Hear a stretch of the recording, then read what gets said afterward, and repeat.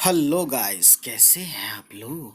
तो दोस्तों, ये चैप्टर है क्लास 8 और ये हम इसका रीडिंग जो पोर्शन है ये रह गया था हमसे। बाकी इसका सॉल्यूशन हमने ऑलरेडी इसका कर चुके हैं। तो इसका लिंक हम दे देंगे, बल्कि इस प्लेलिस्ट का ही लिंक दे देंगे, क्लास 8 एनसीईआरटी अपनी ज़बान। ठीक है।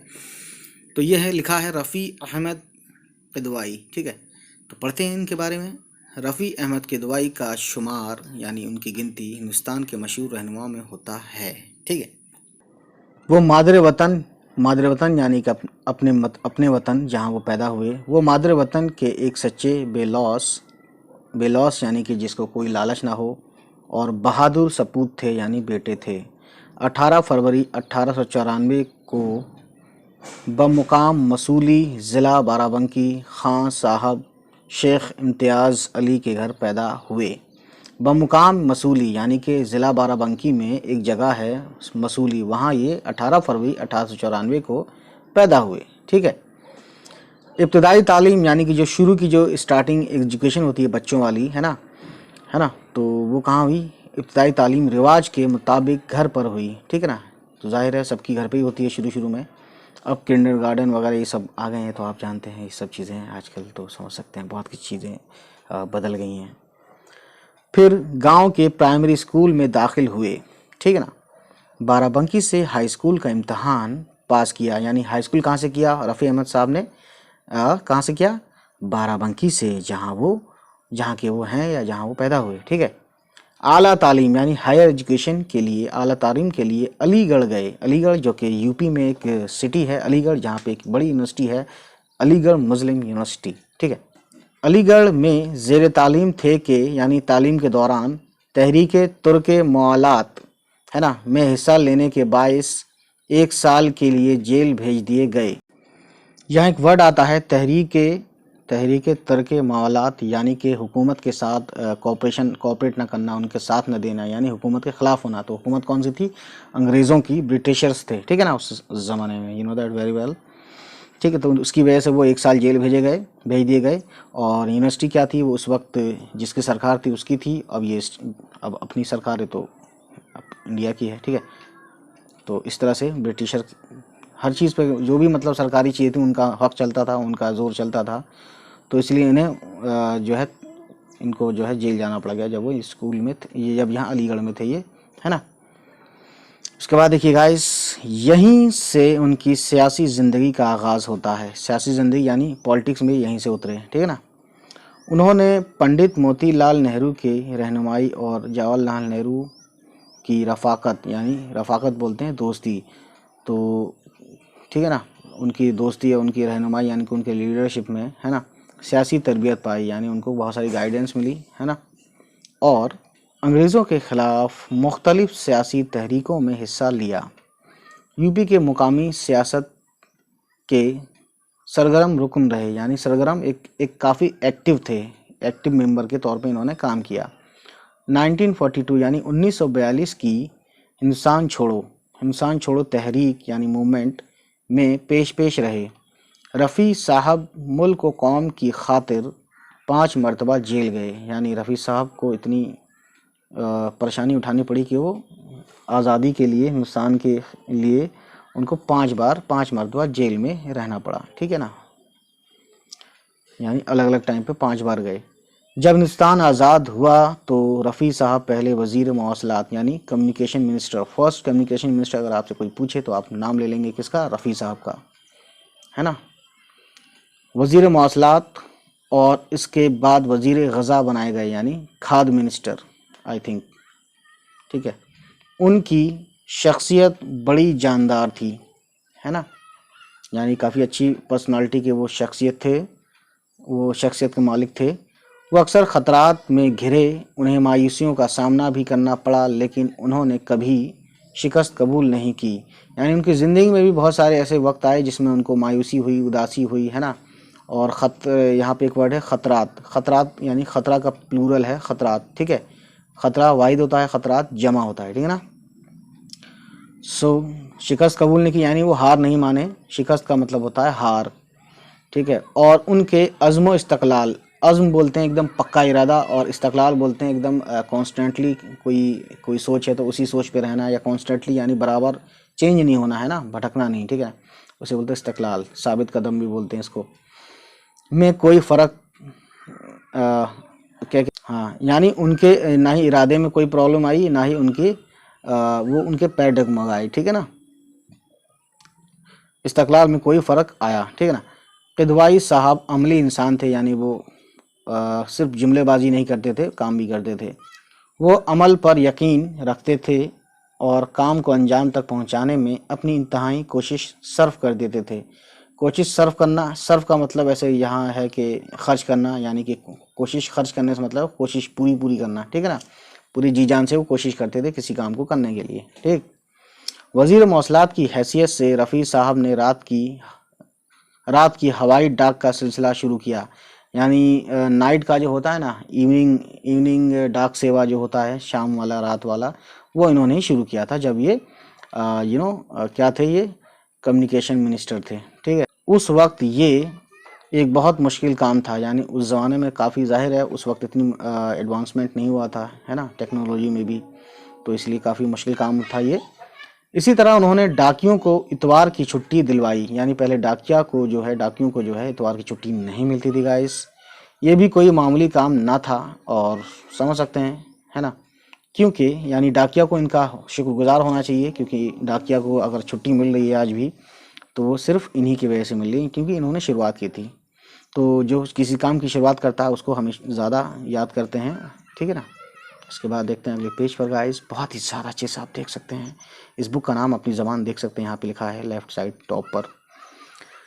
डाक का काम 24 घंटे जारी रहता है, ये बात सच भी है। एक दिन की छुट्टी से भी इसका निज़ाम दरहम बरहम हो सकता था, लेकिन रफ़ी साहब ने ऐसा इंतज़ाम किया कि डाकियों को इतवार के दिन छुट्टी मिलने के बावजूद डाक का इंतज़ाम मामूल के मुताबिक चलता रहा। मामूल के मुताबिक यानी कि एकदम नॉर्मली, है ना।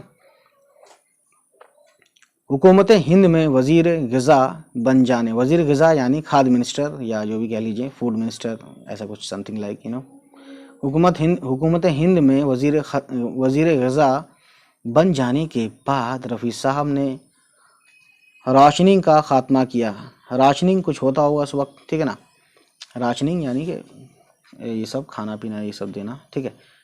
बहुत से माहिरीन ने कहा था कि राशनिंग हटाने की पॉलिसी पर अमल किया गया तो मुल्क तबाही के गार में गिर जाएगा। गार बोलते हैं एक तरह से वैसे यहाँ गड्ढा यूज़ किया, गड्ढा मान लीजिए, वैसे गार का मतलब होता है गुफा, या जो होता है ना केव, ठीक है, पहाड़ों में और या कहीं बनाया जाता है ज़मीन के अंदर। तो ये एक मिसाल दी जा रही है कि मतलब बहुत तबाही में आ जाएगा, है ना। किदवाई साहब जानते थे कि मुल्क में गल्ला काफ़ी है और कुछ बड़े व्यापारियों ने इसे गोदामों में ज़ख़ीरा कर रखा है, ठीक है ना। किदवाई साहब ने ज़्यादा अनाज उगाओ की तहरीक शुरू की, जिसकी वजह से मुल्क में अनाज की पैदावार में इजाफ़ा हुआ। तो अगर आपसे कोई पूछे या कोई क्वेश्चन या आंसर या आपसे इससे पूछा जाए कि ज़्यादा अनाज उगाओ की तहरीक किसने चलाई थी, तो वो रफ़ी साहब ने ही चलाई थी, ठीक है।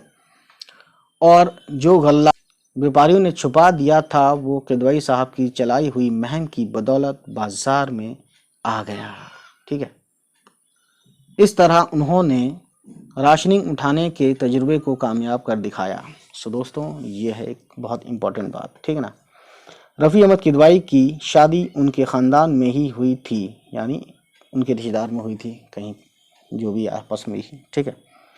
बीवी बड़ी नेकदिल, दीनदार और इबादत गुजार थी। इबादत गुजार का मतलब है कि इबादत करने वाली, है ना। दीनदार यानी कि दीन पे चलने वाले। नेक दिल यानी कि जिनका दिल नेक होता है, किसी से जलन किसी से हसद नहीं रखता, ठीक है। उनके इंतकाल से 1 साल पहले रफ़ी साहब ने उन्हें हज भी करवाया, ठीक। तो ये बहुत ही इंपॉर्टेंट बात है गाइस। अब आगे देखते हैं। रफ़ी साहब की ज़िंदगी तमाम तर सादा रही, यानी कि काफ़ी सिंपल लाइफ जीते थे रफ़ी साहब, इवन दो वो मिनिस्टर थे, है ना। वही मोटे कपड़े के मामूल शेरवानी और पाजामा, यानी कि वही जो पहले पहनते थे वो बाद में भी उन्होंने वही पहने, ठीक। सूट और हैट, यानी हैट को शायद पसंद करते हो वो, को छुआ तक नहीं। और सॉरी, यानी सूट और हैट तो इन्होंने पहना ही नहीं, यानी कि बहुत अच्छे कपड़े पहनने के शौकीन नहीं थे, ऐसा ही कहना चाहते हैं। कपड़े किसी ऊंचे टेलर मास्टर की दुकान से नहीं बल्कि घर से सिलकर आते थे। तो ये बहुत बड़ी बात है गाइस अपने आप में, ठीक है। वरना आज के ज़माने में समझ सकते हैं आप, कपड़े लाने के बाद हम अच्छी टेलर के पास ही जाते हैं, नहीं तो वो कपड़े ख़राब हो जाते हैं, you know that very well. तो ये शायद इनके घर पे कोई सिलता होगा या उसे आता होगा सिलना, ठीक है। सरकारी कोठी और फर्नीचर जैसा भी शानदार हो, उनके अपने घर को कोई जाकर देखता तो हैरत में पड़ जाता, है ना। यानी सरकारी कोठी और फर्नीचर जैसा भी शानदार हो, यानी सरकारी कोठी और फर्नीचर तो खूब अच्छा था, लेकिन उनके घर पर कोई जाकर देखता तो हैरत में पड़ जाता। यानी घर पे कहानी कुछ और थी। टूटा फूटा सा पुरानी वजह का मकान, यानी पुराने स्टाइल में जो पुराना सा मकान होता था, है ना, जो इतने बड़े मिनिस्टर तो क्या किसी मातहत अहदेदार, यानी जो छोटे मोटे होते हैं ऑफिसर टाइप के, उन, है ना, उन अहदेदार के भी शायान शान नहीं हो सकता। यानी कि जो छोटे मोटे ऑफिसर या इस टाइप के होते हैं जिनके जो उनके अंदर में काम करते थे, उनके घर इनसे अच्छे थे मिनिस्टर साहब से, ठीक है ना, यानी वजीर साहब से, ठीक है। मिनिस्टर को उर्दू में वजीर बोलते हैं, तो आपको ये पता होना चाहिए गाइस। इंतकाल के बाद उनकी मैयत में शिरकत के लिए जो गैर मुल्की शख्सियतें मसूली पहुंची थीं, गैर मुल्की यानी फॉरेनर्स मसूली पहुंची थी मैयत में, यानी कि उनकी मौत के बाद, you know that very well. उन्हें यकीन नहीं आता था कि इतने बड़े मिनिस्टर का मकान इतना मामूली भी हो सकता है, ठीक है। तो ये बहुत ही अपने आप में बड़ी बात है गाइस। रफ़ी साहब बचपन ही से मिलनसार थे। मिलनसार यानी जो बहुत दिल खुश होकर सभी से मिलता है, ठीक है, और हंस के मिलता है, चिड़चिड़ा होकर नहीं मिलता है, मुंह नहीं बनाता, तो उसे बोलते हैं मिलनसार, ठीक है। तालिब इल्मी के ज़माने में वो अपने दोस्तों, यानी तालिब इल्मी के ज़माने यानी कि जो जब वो एजुकेशन ले रहे थे, ठीक है, पढ़ते थे, जब वो दोस्तों, हम जमातों यानी क्लासमेट्स और साथियों की हर तरह से मदद करते थे, जिसमें माली मदद भी शामिल है। माली मदद यानी रुपए पैसे से उनकी मदद करते थे। उनका सारा रुपया दोस्तों की ज़रूरतों पर, यानी उनकी फ़ीस की अदायगी, उनकी किताबों के ख़रीदने पर, उनके इलाज मुआवजे पर और मुख्तलिफ़ ज़रूरतों पर ख़र्च होता था। देखिए कितनी अच्छी बात है। असली दोस्त अब आजकल कहाँ मिलते हैं, समझ रहे हैं आप। जब उनके पास रुपया नहीं होता था और कोई दोस्त मुश्किल में होता तो वो बज़रिए तार अपने चचा से रुपया मंगवाते थे। तो देखिए उस ज़माने में यानी कि आदमी, ऐसा नहीं है आज भी लोग खर्च कर सकते थे, लेकिन चक्कर क्या है कि लोगों ने अपने खर्चे इतने ज़्यादा बढ़ा लिए हैं कि अमीर भी अब गरीब हो जाता है, ठीक है, जैसा मुझे लगता है। बाकी करने वाले आज भी करते होंगे मदद लोगों की, और कर भी रहे हैं, है ना। कुछ लोग छुप के भी करते हैं, कुछ लोग दिखा के करते हैं, कुछ लोग खाली दिखाते हैं, करते नहीं हैं। बहुत से 5 उंगलियां एक जैसी नहीं होती, इस तरह से समाज में भी लोग एक जैसे नहीं होते, ठीक है। और उसकी मदद करने की ये खुसूसियत मरते दम तक, उसकी लिखिया क्या यार, उनकी लिखते कम से कम, और उसकी मदद करने की ये खुसूसियत मरते दम तक कायम रही। यानी जिस तरह से वो मदद करते रहे वो लाइफ टाइम तक करते थे, यानी जब वो जवान थे पढ़ते थे तब भी करते थे, और मरते दम तक यानी करते ही रहते थे। ज़िंदगी भर उन्होंने लोगों की मदद की, कहने का मतलब ये है। इंतकाल के बाद बैंक में उनके नाम मामूली रकम निकली। बताइए कितनी अफसोस की बात है गाइस। यानी बहुत कम पैसे थे उनके बैंक में, तो वो जानते थे कि दुनिया की चीज़ें दुनिया में रह जाएंगी। खैर अब देखते हैं आगे क्या है। जिस आदमी से जिस तरह एक बार मिले बस उम्र भर इसी तरह मिलते रहे। गुरूर उन्हें छू तक नहीं गया था, यानी उनके पास गुरूर नाम की कोई चीज़ नहीं थी गाइस। खलवत में जलवत में अंदर बाहर कहीं भी मिलते, यानी कि आम आदमी में, ख़ास आदमी में, घर में, बाहर, सड़क पे, कहीं भी मिलते थे। ये कभी भी मालूम ही ना होने पाता कि मुलाकात किसी वज़ीर से हो रही है। वज़ीरदारी की एक यादगार मिसाल ये भी है कि ईदैन की नमाज पाबंदी से अपने वतन मसूली ही आकर पढ़ते थे। यानी ईद मनाने वो अपने गांव आते थे, अपने घर आते थे मसूली में, ठीक है। तो ये बहुत बड़ी बात है गाइस, आप समझ सकते हैं, ठीक है ना। तो वज़ीरदारी का मतलब होता है रख रखाव, ठीक है ना।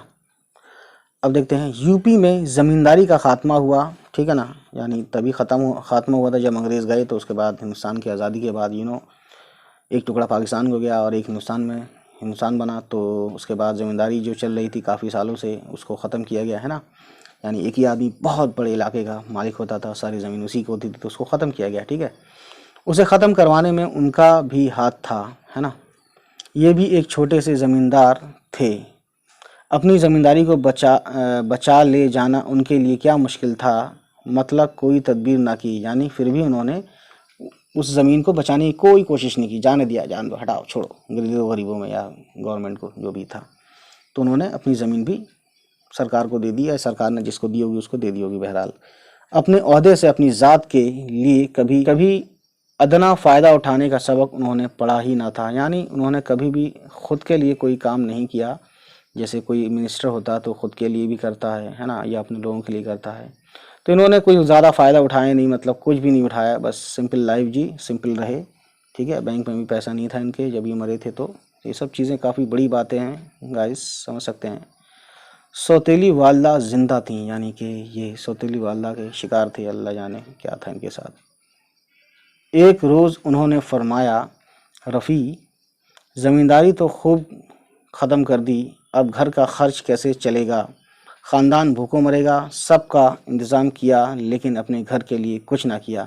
तो इन्होंने सबको जो भी देना था इनके पास था वो उन्होंने दे दिया, लेकिन अपने लिए इन्होंने कुछ ना रखा। ठीक है, रफ़ी साहब हंसकर बोले, अम्मा जान, यानी मम्मा से बोले, वही वाली सौतेली मम्मा। ठीक है, आप घबराती क्यों हैं, ज़मींदारी ख़त्म हो जाने से क्या होता है, मैं खुरपा लेकर घास छीलूँगा, आप गट्ठा बनाकर बेचिएगा, सबकी रोटी चल जाएगी।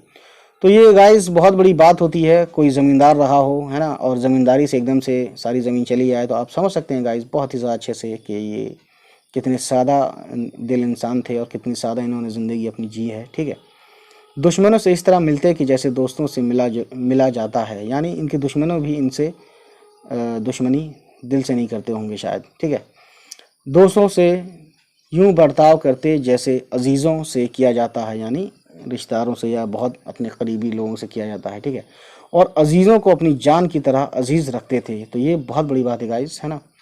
कोई उनसे काम निकालना चाहता या किसी को उनसे ज़रूरत आ पड़ती तो उन्हें याद ही नहीं रहता था कि अपना कौन है और बेगाना कौन, यानी सबसे एक जैसे से ही लगभग उनका मामला था और सबकी मदद करते थे, है ना। मकसूद यानी मकसद ये है, उन्हें सिर्फ काम कर देना होता था और उस वक्त हर एक उनका अपना होता था, यानी किसी का अगर काम पड़ जाए तो ये सबका काम कर देते थे, ये रोकते नहीं थे किसी का काम, है ना। बेगाना कोई भी ना रहता, यानी कोई भी पराया नहीं था इनका। खल्कुल्लाह यानी अल्लाह की जो मखलूक है, खल्कुल्लाह की खिदमत वो इबादत की तरह करते थे, यानी लोगों की खिदमत वो इबादत समझ के करते थे, और इबादत है भी ये, है ना। और खिदमत करने में उन्हें वही मज़ा आता जो दूसरों को खिदमत लेने में आता, यानी जैसे किसी का काम हो जाए तो बड़ा खुश होता है, तो उनको भी खुशी होती थी कि किसी का काम होता है ना। तो ये अच्छे लोगों की पहचान है गाइस, समझ सकते हैं आप। खिदमती साहब सरता पा का मतलब है सर से पाँव तक, है ना। सरता पा अमल थे, यानी एकदम अमली आदमी थे, यानी एक्टिव थे और एक्शन पे काम करते थे। वो खाली जुमलेबाजी या किस्से और नगमे नहीं सुनाते थे जैसे और नेता सुनाते हैं आज के ज़माने में, और हर वक्त अमली सरगर्मियों में मुनहमिक, है ना, यानी कि एक्टिवली वो हर तरह से काम में लगे रहते थे। इसके बावजूद खुश ज़रा ना थे, यानी खुश ना थे, यानी कि कहने का मतलब है कि बिल्कुल भी उनका दिल इन सब चीज़ों से भागता नहीं था, है ना। हर वक्त खुश रहते थे और दूसरों को भी खुश रखने की कोशिश में लगे रहते। बहुत सवेरे उठते और उसी वक्त से उनका काम शुरू हो जाता। दिनों का काम घंटों में और घंटों का काम मिनटों में चुका देते। खड़े होकर और टहलते हुए, बैठे हुए, लेटे हुए, हर हाल में काम ही करते हुए पाए जाते थे। तो ये बहुत बड़ी बात है गाइस, समझ सकते हैं आप। रफ़ी साहब का 60 साल की उम्र में 1954 ईस्वी में इंतकाल हुआ। इंतकाल का मतलब होता है एक जगह से दूसरी जगह जाना, यानी यहाँ पे क्या होता है कि जिस्म तो रह जाता है ना, मिट्टी में मिल जाता है, लेकिन लेकिन यहाँ पे कहने वाली बात है, रूह जो होती है जिसे हम आत्मा बोलते हैं हिंदी में, आत्मा या रूह जो है चली जाती है इस दुनिया से किसी दूसरी दुनिया में। ठीक है, और कहाँ जाती है ये कोई नहीं जानता गाइस। लेकिन बेलौस, बेलौस का मतलब है बिना लालच के, लेकिन बेलौस और शानदार खिदमत की बदौलत, खिदमत बोलते हैं सेवाएं, है ना, सर्विसेज जो उन्होंने दी, जो लोगों के काम आए। ठीक है, शानदार खिदमत की बदौलत उनका नाम रहती दुनिया तक बाकी रहेगा। तो काफ़ी अजीम शख्सियत के वो मालिक थे, ठीक है। आज भी मरहूम के शानदार कारनामों, मरहूम बोलते हैं जो शख्स जिस शख्स को हम याद करें और वो मर चुका हो तो उसे हम मरहूम बोलते हैं मोहब्बत में या तमीज़ से, है ना। आज भी मरहूम के शानदार कारनामों और बेशबहा खिदमात की वजह से मुल्क के बेशबहा यानी बहुत ही ज़्यादा, मुल्क के करोड़ों बाशिंदों के दिलों में उनकी याद ताज़ा है। यानी जो हिंदुस्तान के करोड़ों लोग हैं जो उनको जानते हैं तो उनको आज भी वो याद रखते हैं, ठीक है। जब भी मुल्क किसी ऐसी बड़ी मुश्किल से दो चार होता है जिसका हल तकरीबन मुमकिन हो तो मरहूम का नाम ज़बानों पर बेसाख्ता आता है, यानी बिना बनावट के या बिना सोचे एकदम से आ जाता है कोई मुश्किल आन पड़ती है तो, ठीक है। और ये कहा जाता है कि अगर मरहूम इस वक्त होते तो ये मसला कभी का हल हो चुका होता। तो ये बहुत बड़ी बात है गाइस, ठीक है ना। अब्दुल माजिद दरियाबादी इन साहब ने लिखा है, उन्हीं में से इनकी सवाने उम्री से लिया गया है, ठीक है। तो एक तरह से हमने पढ़ा इनकी पूरी बायोग्राफी लाइफ के ऊपर और एक छोटे से वक्फे के लिए हमने इनकी पूरी ज़िंदगी को जानने की कोशिश की है। तो आज के मेहमान थे हमारे रफ़ी अहमद कैदवाई साहब, ठीक। चलिए फिर गाइस मिलते हैं आपसे। उम्मीद है गाइस ये वीडियो आपको पसंद आई हो, और अगर पसंद आई तो प्लीज़ हमारे चैनल को सब्सक्राइब कीजिएगा, ठीक है। तो हमारे चैनल को सब्सक्राइब कीजिएगा और उन तक पहुंचाइए हमारी सभी वीडियोस को जिनको इन वीडियोस को देखने की ज़रूरत है। चलिए फिर मिलते हैं आपसे, बाय बाय, टेक केयर।